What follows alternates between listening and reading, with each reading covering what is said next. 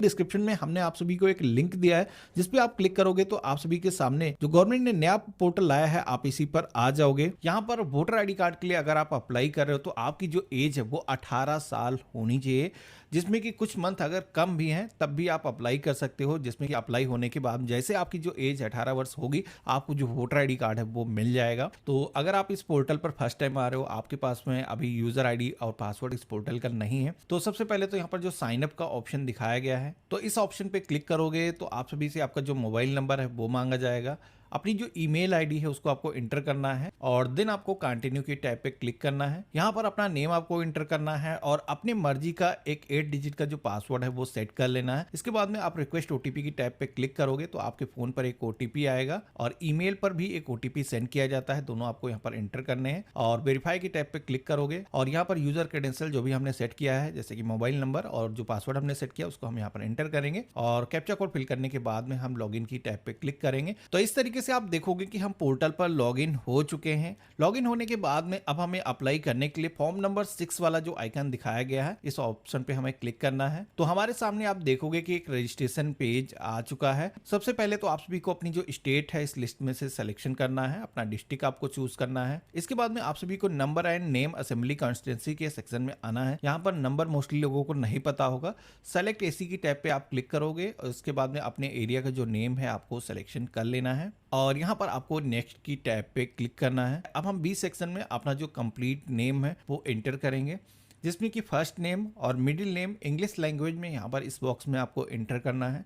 अगर आपके नेम में सरनेम है जैसे कि गुप्ता, शुक्ला, कुछ इस तरीके से नेम में लगा हुआ है तो सरनेम के सेक्शन में आपको वो एंटर करना है। अगर नेम सही तरीके से कन्वर्ट होकर के नहीं आता है तो यहाँ पर ये जो आइकन दिखाया गया है कीबोर्ड का, इस पर क्लिक करके आप अपना जो कीबोर्ड है उसको ओपन कर सकते हो। मैनुअली आप अपना जो नेम है उसको सही कर सकते हो। अब आपको यहाँ पर अपना जो एक फोटो है वो अपलोड करना है जो कि पासपोर्ट साइज का होना चाहिए, जिसका जो डायमेंशन है वो आपको दिखाया गया है। तो बेसिकली यहाँ पर मैक्सिमम 2 MB की जो फाइल है वो आप अपलोड कर सकते हो। ध्यान रखना है फोटो जब भी आप कैप्चर कर रहे हो तो कोई ऐसा प्लेन वॉल या फिर बैकग्राउंड आपको लेना है जैसे पासपोर्ट साइज की फोटो होती है। और यहाँ पर आपको क्रॉप करने का टूल मिल जाएगा। जैसे कि आप देखोगे कि मैंने फोटो को यहाँ पर अपलोड किया लेकिन सेम उस तरीके के डायमेंशन की नहीं थी, तो यहाँ पर आप देखोगे कि इस फोटो को हम इस तरीके से क्रॉप कर सकते हैं। सेट करने के बाद में आपको यहाँ पर सेव के ऑप्शन पे क्लिक कर देना है। तो इस तरीके से हमारी जो फोटो है वो अपलोड हो चुकी है। हम ओके की टैब पे क्लिक करेंगे तो अब आप देखोगे कि यहाँ पर रिलेटिव नेम के सेक्शन में आ चुके हैं।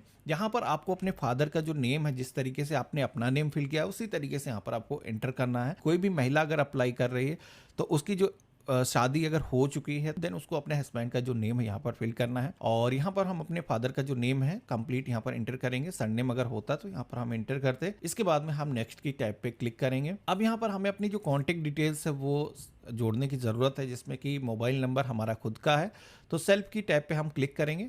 अपना जो मोबाइल नंबर है यहाँ पर हम टाइप करेंगे। इसी तरीके से गूगल की जो जीमेल आईडी है यहाँ पर हम ईमेल आईडी के ऑप्शन पे क्लिक करके टाइप कर देंगे। देन हम नेक्स्ट की टैब पे क्लिक करेंगे। आधार डिटेल का जो सेक्शन है वो देखने को मिलता है, जिसमें कि अपना जो आधार नंबर है वो भी आज की डेट में आपको वोटर आईडी कार्ड से लिंक करने की जरूरत होती है। तो यहाँ पर हम यस के ऑप्शन पे क्लिक करके अपना जो 12 डिजिट का आधार नंबर है उसको एंटर करेंगे। किसी के पास अगर आधार नहीं या फिर उसकी स्टेट में आधार नहीं बनाए जाते हैं तो यहाँ पर वो I am not able furnish के ऑप्शन पे क्लिक कर सकता है।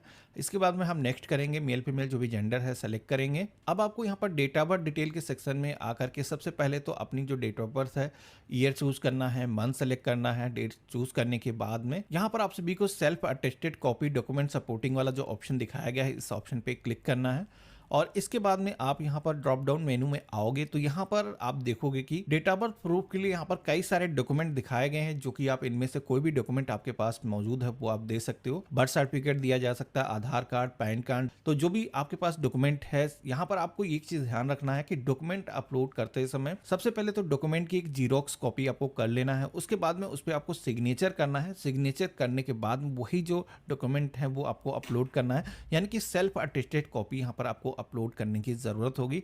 तो यहाँ पर हम चूज फाइल के ऑप्शन पे क्लिक करेंगे। जहाँ पर भी हमने डॉक्यूमेंट को रखा है कुछ इस तरीके से हम सेलेक्ट कर लेंगे और ओपन की टैब पे क्लिक करेंगे।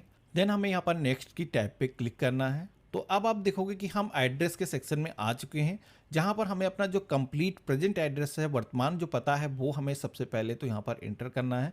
House and building name, apartment name या फिर मोहल्ला, रोड का नेम यहाँ पर आपको फिल करना है। अपने विलेज या फिर शहर का जो नेम है यहाँ पर आप एंटर करोगे। ऑटोमेटिक रीजनल लैंग्वेज में आपका जो एड्रेस है वो कन्वर्ट होकर के आ चुका है। पोस्ट ऑफिस के सेक्शन में आना है, यहाँ पर आपको टाइप करना है अपने एरिया का जो पिन कोड है वो आपको फिल करना है, और यहाँ पर अपनी जो तहसील है उसका नेम आपको टाइप करना है। देन आपको अपना जो डिस्ट्रिक्ट है उसको चूज करना है। इसके बाद में document of proof of residence के टैब पे क्लिक करना है। यहाँ पर आपको जो वर्तमान पता है उसका रेसिडेंस प्रूफ आपको एक देने की जरूरत होगी। वाटर बिल या फिर इलेक्ट्रिसिटी बिल या फिर गैस कनेक्शन का कोई भी यूटिलिटी बिल आप दे सकते हो, आधार कार्ड दे सकते हो। इसके पास इनमें से कोई डॉक्यूमेंट नहीं है तो रेंट एग्रीमेंट या फिर आप सेल डीड भी यहाँ पर दे सकते हो। चूज फाइल के ऑप्शन पे क्लिक करके जो डॉक्यूमेंट है जेपीजी या पीएनजी या पीडीएफ फॉर्मेट में कुछ इस तरीके से अपलोड कर देना है। परफेक्टली हमारे जो डॉक्यूमेंट है वो यहाँ पर अपलोड हो चुके हैं। हम नेक्स्ट की टैब पे क्लिक करेंगे। अगला सेक्शन आता है डिसेबिलिटी का। पूरी तरीके से स्वस्थ हैं उनको यहाँ पर डायरेक्टली नेक्स्ट की टैब पे क्लिक करना है। फैमिली मेंबर डिटेल की टैब पे आप आ जाओगे। यहाँ पर आप सभी को अपने फैमिली मेंबर का जो नेम है वो आपको एंटर करना है। जिनका भी पहले से वोटर आईडी कार्ड बना हुआ है, कोई भी एक सदस्य का जो नेम है आपको एंटर करना है, जिससे कि आपकी जो फैमिली सिंकिंग है वो साथी के साथ हो जाए। तो यहाँ पर सबसे पहले तो फैमिली मेंबर का जो भी नेम है वो आपको यहाँ पर फिल करना है। जो भी रिलेशन है, आपके फादर हैं, हस्बैंड है, सिलेक्शन करना है। और इसके बाद में आप सभी को अपना जो ईपिक नंबर है यहाँ पर फिल करना है। ईपिक नंबर वही आपका वोटर आईडी कार्ड नंबर होता है, तो जो कि आपके फोटो के ऊपर प्रिंटेड होता है, आपको एंटर करना है। नेक्स्ट की टैब पे क्लिक करना है और देन आप सभी के सामने डिक्लेरेशन पेज आता है, जहां पर अपने विलेज या फिर शहर का जो नेम है आपको टाइप करना है। स्टेट डिस्ट्रिक्ट आपको सिलेक्शन करना है और यहां पर आप सभी को ये बताना है कि ये जो रेसिडेंस एड्रेस आपने ऊपर दर्ज किया है, इस पते पर आप कब से निवास कर रहे हो, जिसमें कि ईयर्स और मंथ पे यहाँ पर कुछ इस तरीके से सिलेक्शन करना है। तो यहाँ पर अगर आप बर्थ से उसी जगह पर निवास कर रहे हो तो अपने बर्थ के अकॉर्डिंग जो भी ईयर है वो आपको सिलेक्शन कर लेना है। इसके बाद में प्लेस ऑफ बर्थ के सेक्शन में आना है, शहर का जो नेम है आपको टाइप करना है और नेक्स्ट की टैब पे क्लिक करना है। कैप्चा कोड आएगा, जो कि कैप्चा कोड जैसा है सिमिलर इस बॉक्स में आपको एंटर करना है, कैपिटल स्मॉल वैसे ही आपको दर्ज कर देना है। और इसके बाद में आप सभी को यहाँ पर सेंड ओटीपी का एक ऑप्शन दिखाया गया है, इस ऑप्शन पे क्लिक करना है। तो यहाँ पर आपके फोन पर एक वेरिफिकेशन के लिए ओटीपी जाएगा फाइनल फॉर्म को लॉक करने के लिए। तो वो ओटीपी हमारे पास में आ चुका है, हमने यहाँ पर एंटर किया है। तो यहाँ पर आप देखोगे कि जैसे हमने सबमिट के ऑप्शन पे क्लिक किया है तो फॉर्म नंबर 6 जो वोटर आईडी कार्ड को अप्लाई करने के लिए भरा जाता है, वो आप देखोगे कि पीडीएफ फॉर्म एक जनरेट होकर के आ चुका है। एक बार अच्छे तरीके से आपको वेरीफाई कर लेना है। कोई भी डिटेल अगर गलत इंटर हो गई है तो अभी आप यहाँ पर कोई भी इंफॉर्मेशन को चेंज कर सकते हो। कीप एडिटिंग का ऑप्शन यहाँ पर दिया गया है। बाकी मेरे केस में बिल्कुल ही परफेक्ट सारी डिटेल हैं। तो यहाँ पर हम सबमिट के ऑप्शन पे क्लिक करेंगे तो यहाँ पर आप देखोगे कि हमारे सामने एक रेफरेंस आईडी जनरेट होकर के आ जाती है। तो सबसे पहले तो आप सभी को अपने पास में नोट करके रख लेना है। आपका जो वोटर आईडी कार्ड का रजिस्ट्रेशन है वो सक्सेसफुली हो चुका है। यहाँ पर डाउनलोड एक्नॉलेजमेंट का एक ऑप्शन दिया गया है, जिसपे आप क्लिक करके अपनी जो एक्नॉलेजमेंट स्लिप है उसको डाउनलोड कर सकते हो। उसको आप अपने पास में सुरक्षित करके रख सकते हो। आज की डेट में आपको कोई फिजिकल डॉक्यूमेंट भेजने की जरूरत नहीं होती है। अब गवर्नमेंट की तरफ से इंटरनली आप सभी का जो वोटर आईडी कार्ड का रजिस्ट्रेशन है वो वेरीफाई किया जाएगा।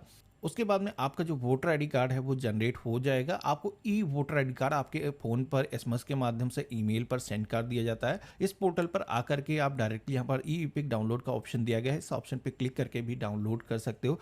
बाकी अगर आपको एसएमएस रिसीव नहीं होता है, आपको नहीं पता चलता है कि आपका वोटर आईडी कार्ड का क्या स्टेटस है, तो यहाँ पर ट्रैक एप्लीकेशन स्टेटस की टैब पे आप क्लिक करके आपको जो रेफरेंस नंबर दिया गया है वो रेफरेंस नंबर यहाँ पर आपको एंटर करना है और यहाँ पर अपनी जो स्टेट है आपको सिलेक्शन करना है, सबमिट करना है। देन आप देखोगे कि यहाँ पर जो आपने फॉर्म फिल किया होगा उसका जो करंट स्टेटस होगा आपको देखने को मिल जाएगा। जैसे कि मैंने जस्ट अभी ये जो फॉर्म है वो फिल किया है तो यहाँ पर ये सबमिटेड मैसेज शो हो रहा है। जैसे ही वोटर आईडी कार्ड हमारा अप्रूव हो जाएगा तो यहाँ पर अप्रूवेड आपको मेंशन किया जाएगा। इसी के साथ में आपका जो नेम है वो वोटर लिस्ट के